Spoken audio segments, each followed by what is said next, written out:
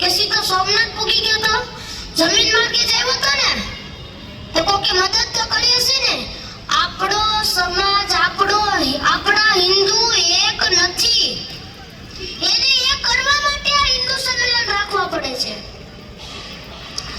અને 100 વર્ષ પહેલા ડોક્ટર સાહેબ પોતે ખૂબ ભણ્યા અને ડોક્ટરની ડિગ્રી હાસિલ કરી, પણ એમણે ડોક્ટરાઈ ન કરી. એમણે હિન્દુ સમાજના બારામાં વિચાર્યું, હું કામ હિન્દુ સમાજ એક નથી થતો? હું કામ મુઠ્ઠીભર લોકો આવીને આપણો હિન્દુ સમાજ ઉપર રાજ કરીને વયા જાય છે? આની ચિંતા કરી અને 100 વર્ષ પહેલા 27/9/1925 ના દિવસે રાષ્ટ્રીય સ્વયંસેવક સંઘની સ્થાપના કરી.